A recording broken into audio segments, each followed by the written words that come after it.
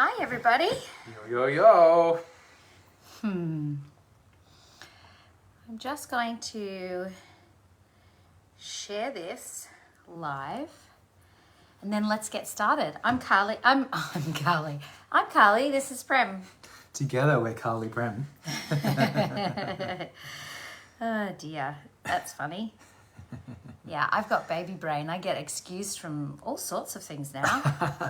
It's really good. I'm pretty sure I would have said it.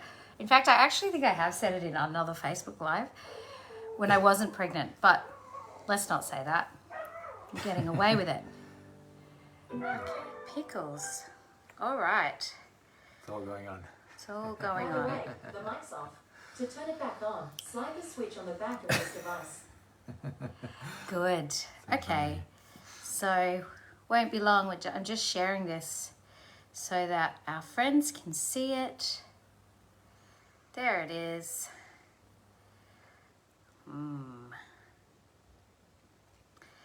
And drum roll. Great being a drummer whenever anyone says that. I can actually do the drum roll.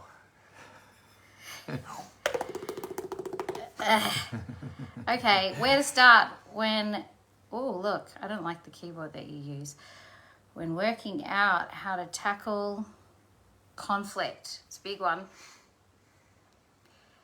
Yep. Okay, we ready? I'm ready, spaghetti. Sweet. So, I'm super happy to be talking about this one because I think it's a really big one. I think it's a massive, massive issue where so much of the things that people kind of want to say to each other go unsaid because it just feels too hard. You know? So, and it's kind of, it's a tragedy actually, I think in a lot of ways, because it's like our authenticity ends up getting hidden away. You know, I kind of, I don't really kind of share the truth of my heart, you know, the things that I'm really feeling and I'm really thinking because I'm scared that if I do so, it's going to actually impact the people that I love and make things worse. And if I don't know how to share that stuff appropriately, it can make things worse. So the fear is a legitimate one, right? So, and I over the years of teaching authentic relating type work and helping facilitate people stepping more into like the authentic truth of who they are, I've seen this concern come up over and over and over again. Like, I can't share that, it'll make things worse.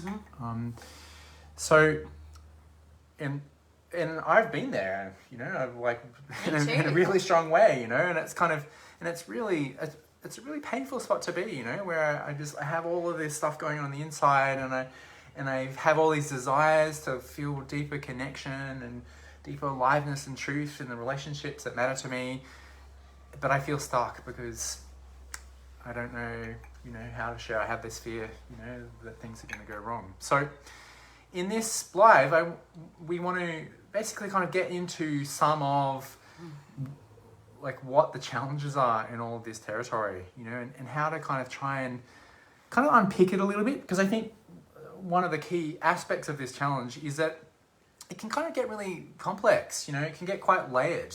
There can be quite a few different things going on, and within all of those layers, it can be really hard to just know where to start, you know, like how do I start this and how do I even think about kind of approaching it and tackling it and so on and so on. So before we kind of get more into the specifics, I'm just curious if there's anything you want to add around, you know, that kind of context.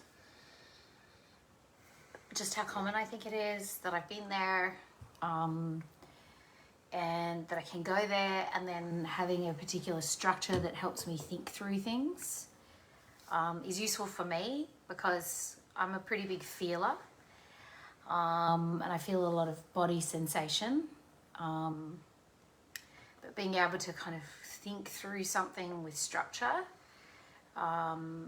is really useful for me if I'm feeling the things that you're talking about. And it's really painful, the impact that it has on relationship, not making progress there or not, kind of staying in this freeze hold or freeze, or brushing it under the rug or thinking I could just all resolve it all over here, the impact on relationship can cause relationships to end. Yeah. Because, you know, then you come to somebody with something, but you're coming with like years of data or 20 things. Carly laughs because I think you've had that with me, right? Where you'll be like, I'll just, you know, in the past where I would say I want to talk about something, but I just hadn't been kind of doing it along the way, and then it would be hours. By the way, if you want to hear what we think about that now in terms of go to yesterday if you want to think about like the context of how long might a conversation that's challenging need to take. Yeah, well, I know I've been there too. Like I for sure. Like so. Right. Like so. Like it's probably actually worth spelling some of that out, right? So if I have all this stuff that's really bottled up, you know, because I haven't figured out how to share it, at some point I might kind of finally, it's like it's too much for me to like not share it, you know. So I go in to share it, but then it's like just like there's so much to share, and it's all inside of me with a lot of intensity. All the emotion kind of can come out, and all of a sudden it's the parts of me that are like, well, fuck it, I'm sharing it now. I'm just gonna like share all the judgments that I have at the same time, and it's like, it's like so much goes on. So that's, I think, pretty common. Of course, there's the version 2 where we just never share it, you know, and then relationships kind of just start to really lose their vibrancy and their aliveness, and you end up with this kind of deadening of the relationship. You know? Two islands. When I see couples like that, it's really sad. I see two types of couples who need more therapy, and one is a crisis couple that are fighting really regularly and are just unable to make it through a conversation. And the other end of the spectrum, which is a sneaky one, is there's no problem. You know, like people say, I've heard a joke before, what happens when two avoidants are in a relationship? Not much.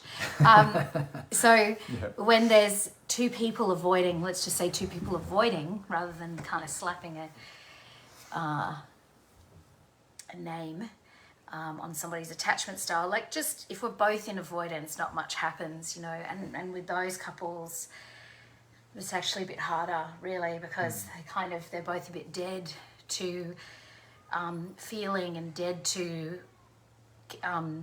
remembering how to connect with themselves and each other. And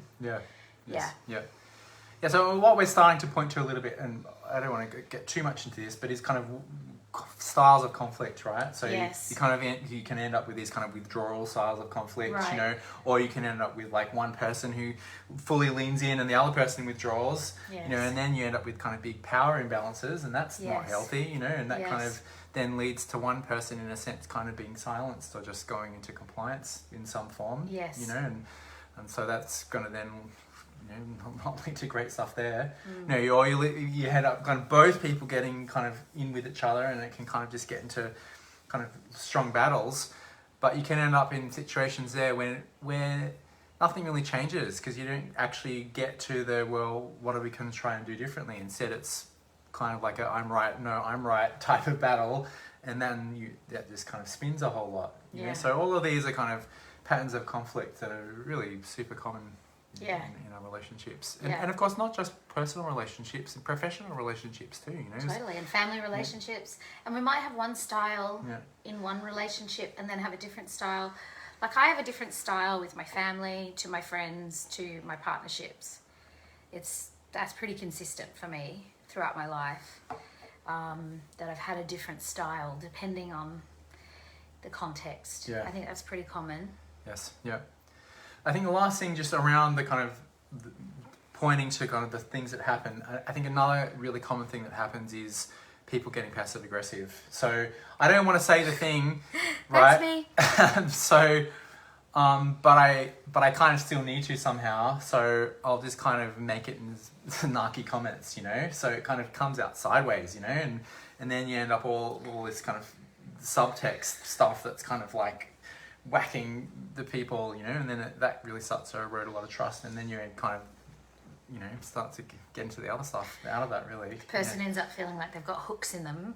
Like, that's how I describe it. It's kind of like having hooks in you, and you sort of feel this yucky feeling with that person, but you can't, there's cognitive dissonance because they're not actually saying the thing. Yes, that's been something I've traversed, and I still traverse with us. It's actually a spot where I can really notice now, where I go, oh, that comment wasn't necessary. Why did I do that? Like, I love Carly. Why did I say that? That wasn't what a friend would say. You know, why did I say that? I don't even believe that. You know, if he's like drinking lots of coffee, meaning like one a day. Yeah, there you go. You know, I might say something like, oh, back on the coffees again, you know? And it's like he would never say that to me. You know what I mean? Like, he would never pull me up on something like that. And I don't actually, like, that's not okay, you know? When really I want to say something else, like, hey, I feel concerned about where you get tired and that impacts how connected we feel. Oh, that would be a better thing to say, you know? Instead, I just have a go about the coffee, and he probably goes like, that's a weird thing for her to care about, you know? What? Is that because she's not drinking coffee right now? Like, why would she say that? So, passive aggression, I did say that, I'm sorry. I'm like, yeah, this is a comment from a few days ago, which I just totally let pass. I'm like, whatever, you know. But I'm like, as you're saying this, I'm like, that did have some sting to it. Yeah, it did. It did. I made a few comments over the weekend. I was feeling insecure, I think. I wasn't particularly good at speaking my needs. I did apologise for that, though. But I did a sort of all-round apology rather than the specifics. Yes. So you could probably expect more on that later. Like, maybe even as we do these Facebook Lives, I might just even use them as an opportunity to make my amends. Nice. I appreciate the kind of, like, you know, doing multiple things at once. Yeah, I like to do that. You know that. Yeah, it is. Yeah. Well, so okay, this example I think is a nice segue actually into the next thing that I wanted to bring up, right? Which is that something that makes these types of interactions really challenging is when we have a lot of kind of emotion that we're in ourselves that we're not clear about, you know, and that we get kind of confused by, and that we have charge around. You know, so just that example you were just going through, like, I'm guessing for you, you know, in the moment, you weren't necessarily so super clear that you're like, hang on, I'm feeling insecure about not getting connection. That was kind of a little bit unconscious or subconscious, you know, and then what came out instead was this kind of comment that had some passive aggressive kind of sting to it. Yes. You know, about me drinking coffee, right? Yes. And this, I think, happens heaps in relationships. So, you know, like, this is where, you know, emotional intelligence, essentially, I think is like, you know, as all of the kind of research, if you look at any of this stuff, it really points to, is like so key in relationship, and therefore for being productive in life, ultimately. You know, so, and what is so, like, essential straight off here is learning to recognize and understand our emotions. So, like, I think one of the most important things for us to do as human beings is develop emotional vocabulary, develop emotional literacy. You know, like, go and study emotion words. There's like wheel charts of emotions and all this kind of stuff, and have a go at kind of trying those words on, exploring your and I've run exercises in workshops like this. I'm like, okay, everyone now, what would it feel like to be discombobulated? You know, like... I hate those workshops. I hate them. Right. What do you hate about them? Oh, I don't like it when people say to me things like, now, show me what it looks like when somebody is frustrated. I'm like, oh, do I have to play here? This doesn't feel like play to me. I feel like I'm needing to make you happy. Which is ironic because I'm obsessed with making people happy. But in those moments, I don't like it. Well, how would you do it differently? I'm curious. How would I do what differently? How would Run the workshop? Oh, let me tell you. How would you go about the practice of developing more nuanced emotional literacy and vocabulary? Learning emotional words, learning what they feel like and how you might use them. Right. Yeah. I'm super crazy about that. You'll be able to tell them what it's called. You know, the Plutarch's wheel. The Plutarch's wheel. Yeah. It's so good because What I like about it is I might say, Just to let you know, Plutarch's wheel, it's kind of like a color wheel for emotions. Like, I've got the primary colors of things like anger, fear, sadness, and then they break down into more kind of nuanced colors. So anger has a flavor of like rage, and then it also has a flavor of frustration, and so you get kind of this breaking down into more and more gradations of emotional flavors. right, Yeah. so I could go, actually, it's not that I feel angry, it's that I feel pressure and I feel anxiety. So the way that it's mapped out is it helps you understand how certain combinations of emotions coming together can look like something that we would call it, but actually that helped me develop some nuance there of like self-understanding of, it's not that I'm angry or it's not that I'm blah, it's actually that I feel disappointment and I feel pressure, for example. Yeah, so that's, I quite like a cognitive approach, less acting out through the body. Yeah. And then also an inventory practice. I'm big on inventorying. An inventory practice to be able to name emotions without having any evaluative assessment in with them. So any thoughts assigned as a separation practice to understand what is an emotion and then what is a thought. Yeah, let's actually unpack that more, because that's a really important point. Are we going to do that in this live?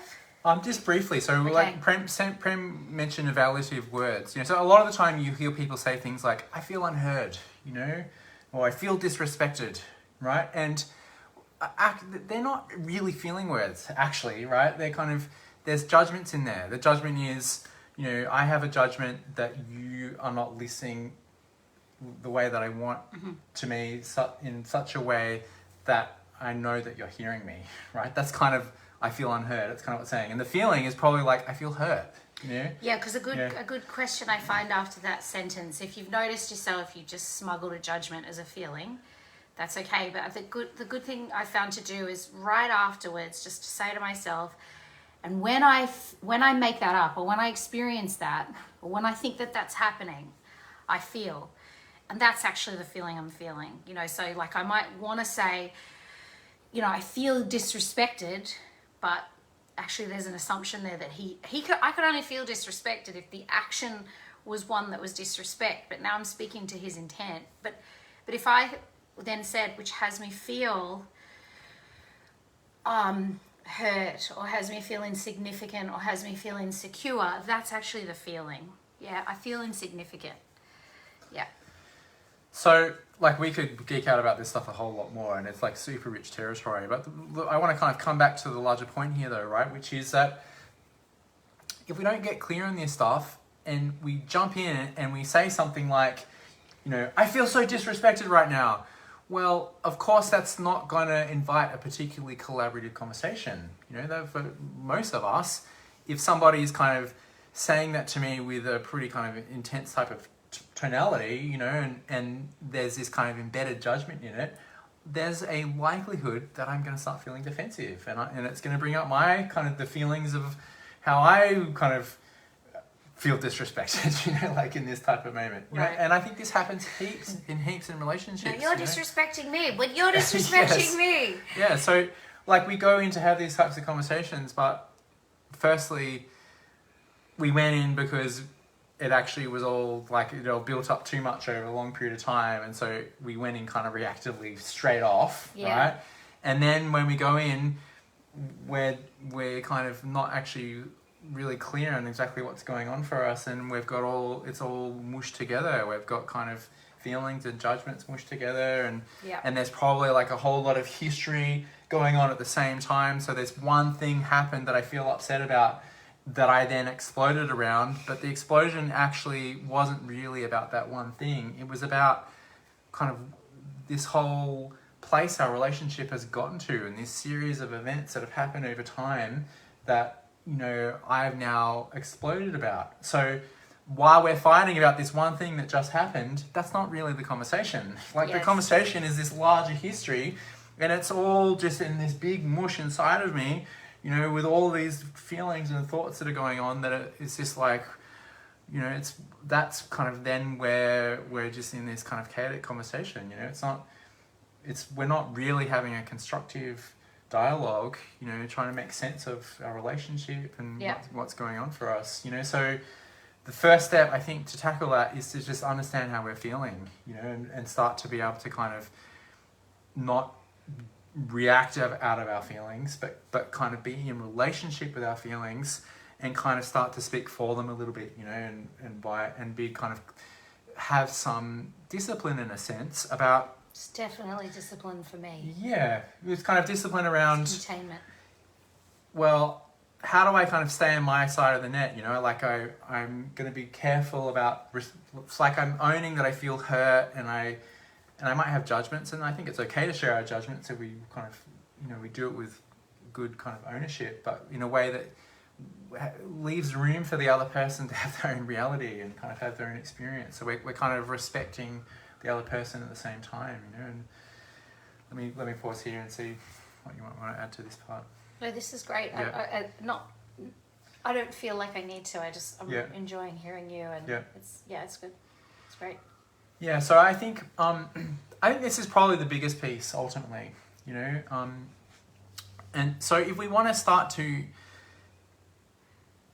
bring our truth, our authenticity of what's really going on for us into our relationships, and we want to start to look towards creating more vibrant relationships by entering into collaborative conversations about how we can kind of keep, you know, creating more awesome together and having connection that feels even better. Like the first step is to kind of get clear in ourselves, really, you know. So while I think it's ultimately better to share what's going on for us, even if it's a bit reactive, rather than just totally hiding it. I was just thinking that. Yeah, I think what's even better though is to like do your work first. Like go see a therapist or do some journaling or speak to a friend. Like get clear first about what's going on in your inner world, you know, so that when you go into the conversation, you have kind of enough clarity that you can share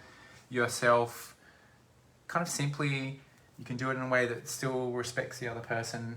And we gave examples of this actually in our live yesterday. Yeah, we did. I think I have, I see people who, and I relate to this, would spend a lot of time really wanting to strip out any of the reactivity before they have the conversation. And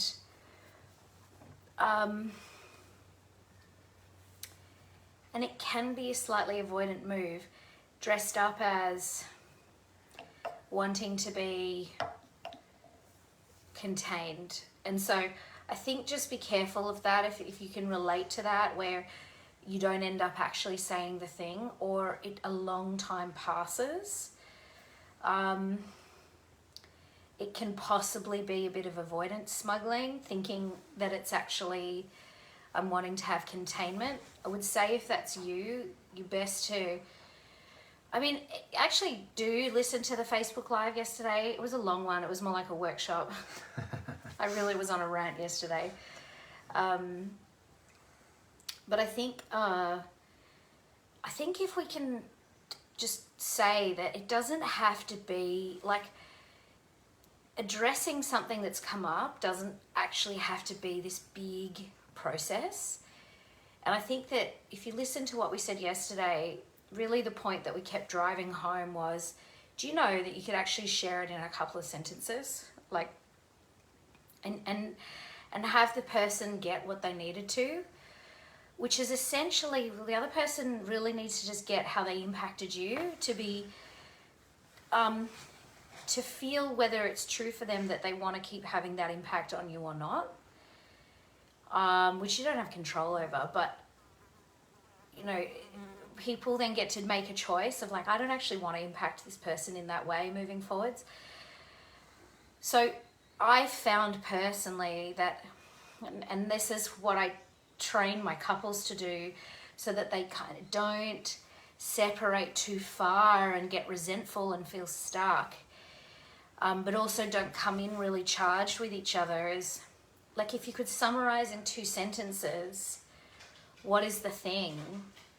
yes, okay, you might, they're not going to get all the things that happen for you and all the context and this sort of thing.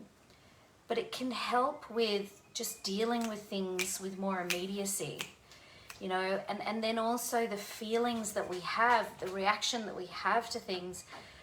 I have found, in my research of watching and observing and experiencing myself, the reaction then can actually be less, because part of the reaction, I think, is about the feeling of, I feel stuck, there's nowhere to move, I feel hopelessness.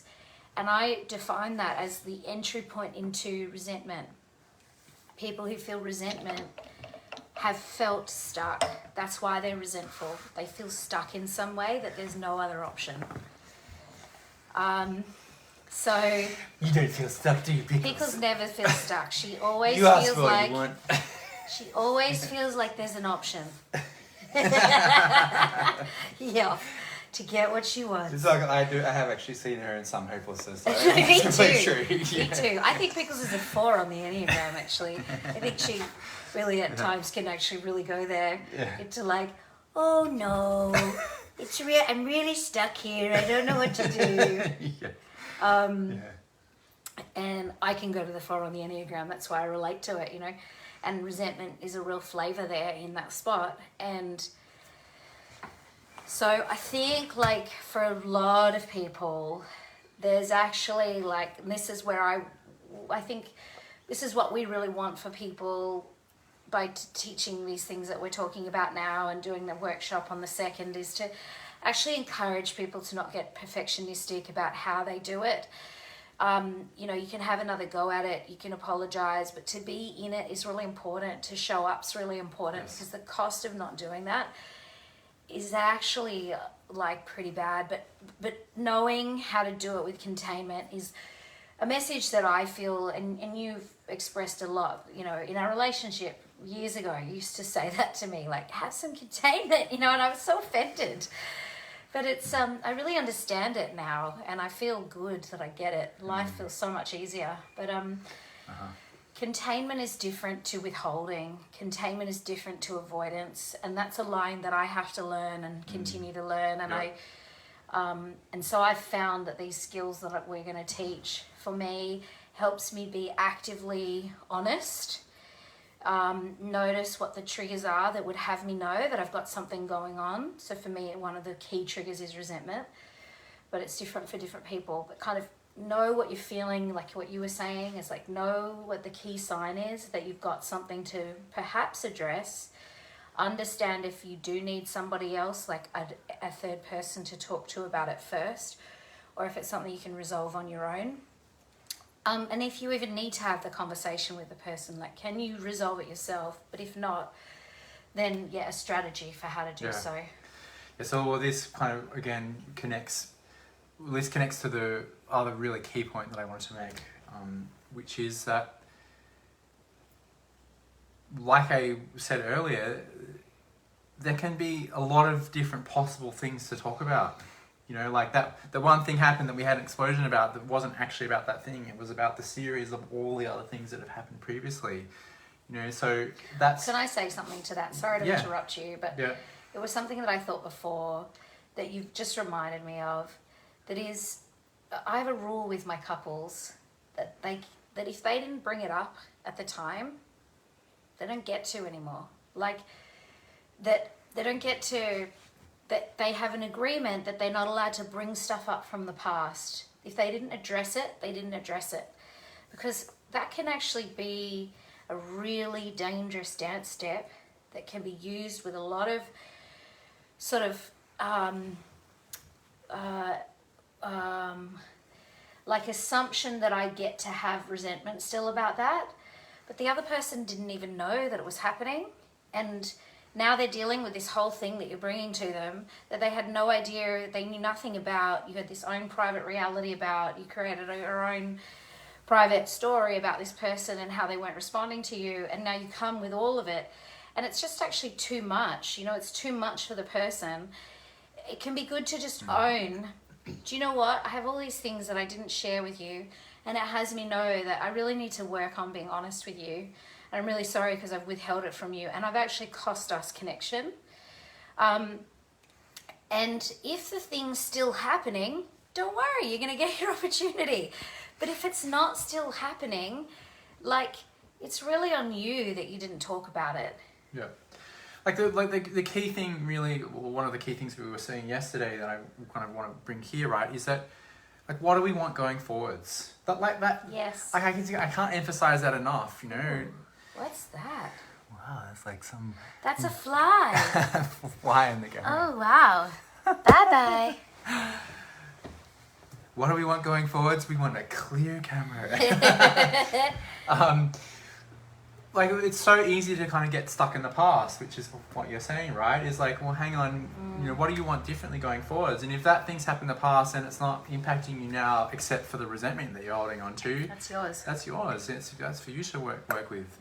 But the point I was starting to make before applies also, of course, to, there's a lot of things that I want different going forward. So it can feel really overwhelming. Like, you know, I love this person, but, you know, I want it to be different in terms of the dates that we have and how we manage our finances together and how we manage doing kid stuff together and how we share our social life. And like, there's kind of, it can just feel like there's this massive list, you know, and then within all of that is all of the emotional stuff that I've got going on, you know, and kind of how we're relating around that stuff. So there might even be a topic about how we communicate, you know, and it's kind of, it gets really confusing and really overwhelming super quickly when there's all of these things that we'd like to improve in our relationship, you know, and of course, if we try and bring up all of that stuff at once, it's likely to have a lot of emotion in it, and it's going to probably explode,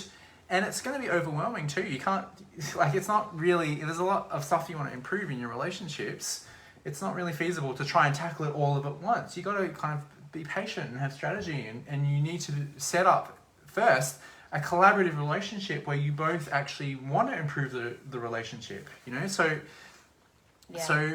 knowing, kind of like having perspective on that and going, okay, I got to be kind of strategic here in a sense, you know, and I got to know how to like start this process and kind of patiently kind of go through the steps in the process. Like, it's really important to kind of have a sense of that perspective and strategy to start doing all that stuff. Adult, that's what we like to adult around here. Yeah. Most of the time. Yeah. We should have a course called that. Adulting. Yeah. Yeah. Yeah. Anything you want to say on that? No, it's good. Yeah. I'm enjoying. So, just to briefly go into some of that, and then I think we should wrap up. So, one of the things that you kind of need to get clear on is, so let's say there are a bunch of things you want to improve. Well, firstly, just that itself, right?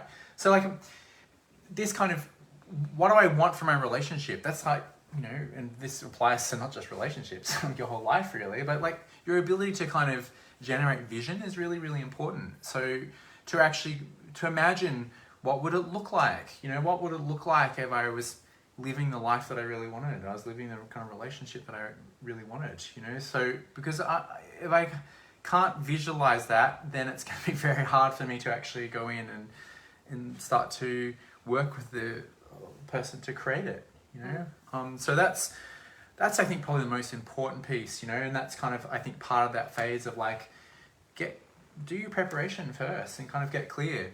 But like Prem was saying, if you're not going to kind of get into, in a sense, of an analysis paralysis where I don't actually say anything because I'm trying to get perfect, you know, and clear in my emotions completely to start with, start small. You know, envision small little things that you'd like to improve. Like, hey, and that might be more kind of a processy thing, as in the process of how we improve itself. I'm going to like just start with that. I imagine an outcome of us being amazing kind of collaborative partners, you know, who still with a lot of kind of play and erotic tension or whatever it is that I want, but I'm like, okay, well that, you know, can I start there, you know, and just have a small step there, and maybe I start a conversation by saying, hey, I would love to see us actually really improving our relationship, you know, and can we talk about how we might go about doing that? You know, and immediately, of course, even that type of conversation might start to kind of bring to the surface all the ways that we feel stuck and because we're not able to communicate. But, you know, it's like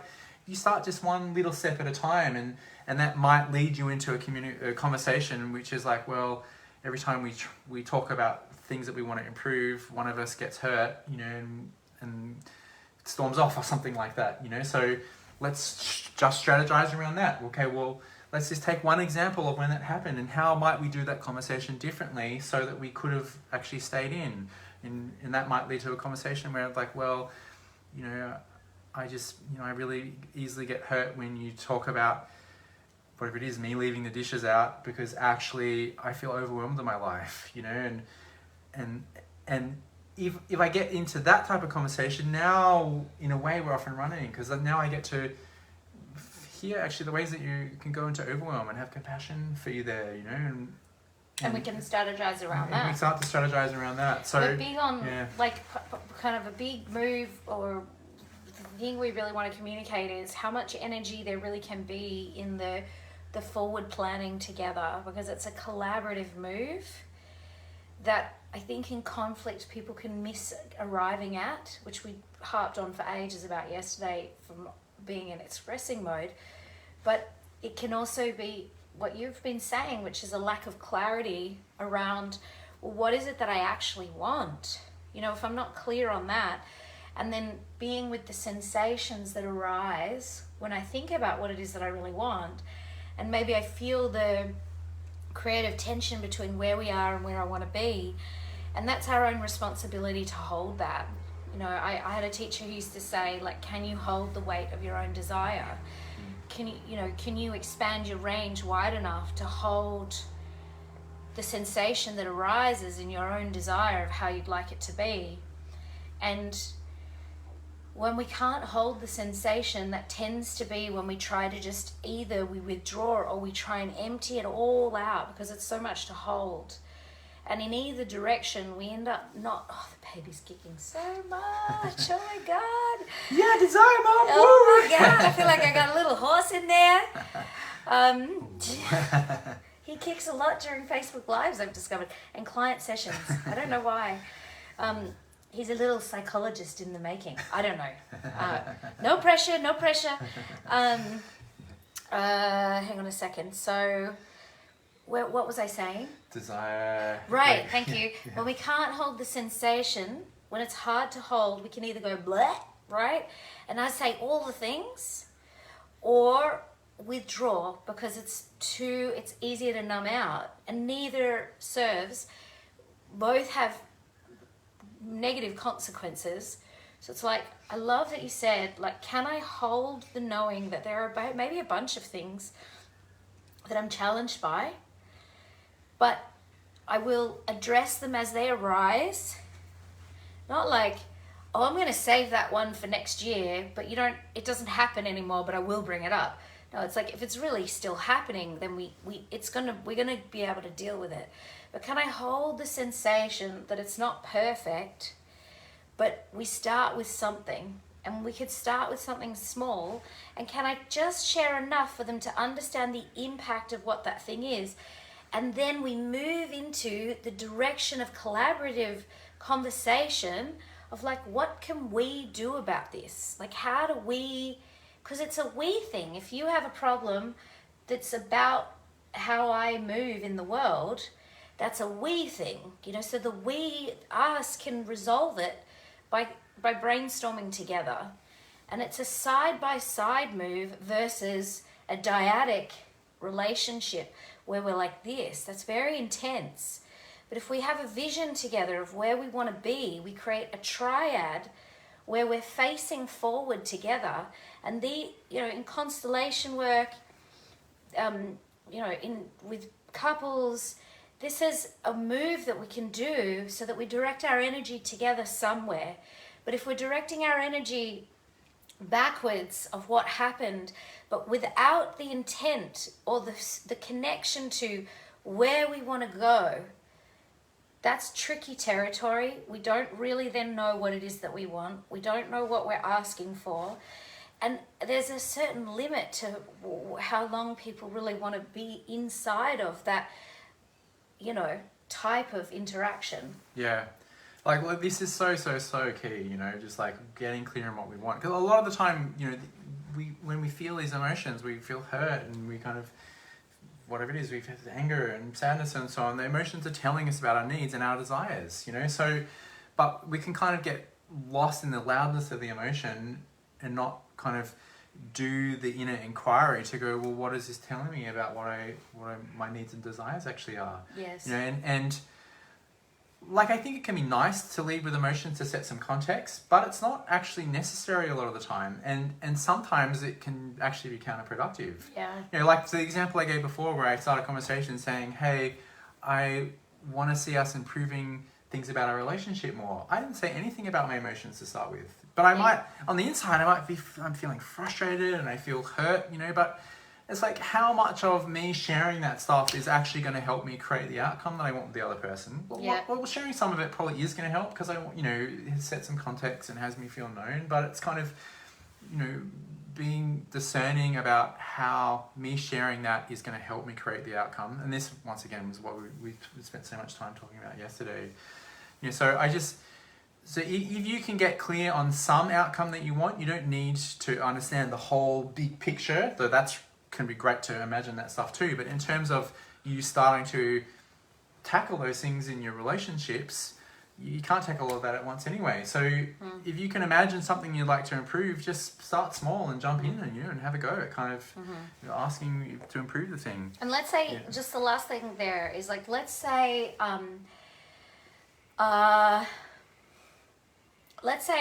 it's, I want you to have more empathy, okay?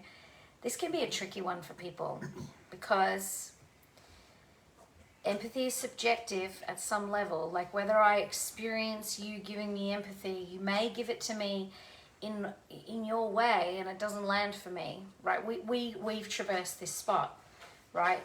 Yes. We've traversed this spot.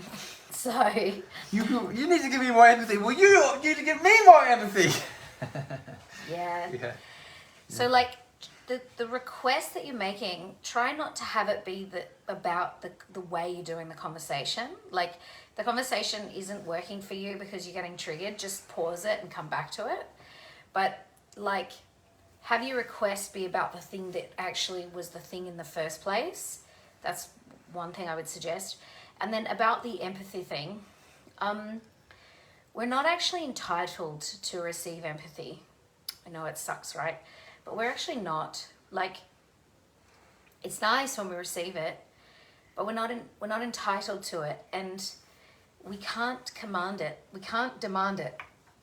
We can. You will give me empathy. Yeah. We can, but it's let's just say it's not a healthy, well-boundaried way to be with people. And so I'm better to say inside, when I experience him as not being empathic, what happens for me? Okay, I feel scared and I feel lonely. So communicate that. I notice right now I feel scared and lonely. I wonder why. You know, what's having you feel that way? I don't know. I'm aware that I'd like to move through it, but that's just what's here right now. Could you try softening your voice a little bit? Or, you know, could you touch me? Or could you repeat back what I've said? These are more direct requests that do not have the assumption inside built into them that you are not giving me empathy, that you're doing it wrong. I'm actually owning and I'm helping teach you. And this is part of the owning of our, can we hold the weight of our own desire? It's like actually we train and teach people how to be with us. That's healthy to in the moment. It's like micro coaching. In the moment, would it be okay if I gave would it be okay in this moment for me to let you know what would be good right now? So we can do that, but just be careful that if the conversation isn't going how you want it to go, that you then fixate on how the conversation's happening and you miss the very thing that you were actually wanting to bring in the first place. We used to do that. It meant that we never got through things because we ended up just getting very critical of how the other person was doing the conversation. Yeah. That just means you trigger it and pause. like I think there's a whole bookmark here about what it is to be essentially a mature adult who understands our own feelings and needs and can meet those feelings and needs and Yeah. also speak for them. Because if Yeah. like, of course, having empathy in relationships is important and beautiful. Yes. But if I'm completely dependent on the other person to have my needs met around my emotions being seen and validated, that's a recipe for some pretty kind of toxic, codependent type conflict cycles that you can get into. So like Yeah. that's a whole thing to We get can into. get stuck Yeah. in the, we don't actually get to the thing because you're not showing up how I need you to show up right now for me to be able to get through the thing. Yeah. And I would just say that may not be true. Like, what if you could, like, I said it yesterday, but it's like, if I'm getting triggered by how you're behaving and my interpretation of what it means, the tone you're speaking in, I could do some micro coaching. Like we said yesterday, would you be willing to slow down? Would you be willing to speak more quietly? These sorts of things. But ultimately, if I'm getting triggered, that's actually about me. I used to hate it when people would say that. I hated when people said, you know, you're responsible. It just was painful for me. I was like, I just thought there's got to be some other way. So I learned how to teach all these relational skills because I thought, if I teach enough people around me these relational skills, then we'll all just have these conversations really well, you know? And there's some truth to that. Like my friendship circle is a circle of people who are very good at expressing themselves and listening. So there's like, that's ace. But the truth is that where the real hard work was for me was actually owning that I really do need to soothe myself when it's not happening how I want it to, and that you can't always be the person that gives me that, or Yes. or whoever that person, whatever, my family, you know, my poor family, like, so it's a bitter pill to swallow, and it's not like I'll just do it on my own, but there is sort of like a, you know, when you and I can't have a conversation, there's an adultness now, just like, we just can't, right now we're not able to, let's come back to it, versus like all of the pain of How what that dare means. you not give me everything Yeah. and be here for me and my feelings. Right, Yeah. I just plan all these Yeah. ways that I was going to withhold from you moving forwards, you know, then I can't, you know, Yeah. and I have a lot of compassion for that because, you know, it was painful to move through, but Yeah. I don't want every time we speak to be this message of like self-responsibility is the only thing, because I guess I just had such an aversion to hearing that for so many years. But Yeah, like of course if you go, hey, can you give me a bit more empathy right now? And I'm feeling resourced and I'm like, okay, well I can, you know, I'm totally available to just hold space for you sharing some challenging feelings. Great, you know, Yeah. sweet as. But it's the problem is if I expect that, if I feel like I'm entitled to it and you Yeah. don't give it to me. or if you already feel like you are, and that's Yeah. you're kind of Yeah. at capacity, and Yeah. I'm pissed about that then. Yeah. Wow, we're going for a long time again. Sorry, there's a last little piece. Workshop number 2. And I got to jump off for a coaching session I'm late for. So, Right. I just wanted to come back to the piece you were saying about like standing together, kind of looking out rather Yes. than being in this dyadic relationship. So Yes. another frame version of that, I think, is that it can be really easy to kind of essentially get into blame cycles. Well, if only you did this thing, then we would be better. Like if I'm trying to improve something in my relationship. But and- that's true though, isn't it? if I'm trying to improve something in a relationship, and really when I say that, I just mean I'm trying to improve you, right? And it's not actually improving us. Uh-huh. Well, that's not a particularly collaborative dynamic, you know? So it's what's really important is that we have an orientation to seeing the overall contribution system. Yes. Like I'm part of the dynamic, and I am like going to be contributing in some form. Yes. Most definitely. Yes. Even if the way I'm contributing is just that I haven't even spoken up, and I just have this hidden. That's a massive That's a massive contribution. contribution, you know. Yeah.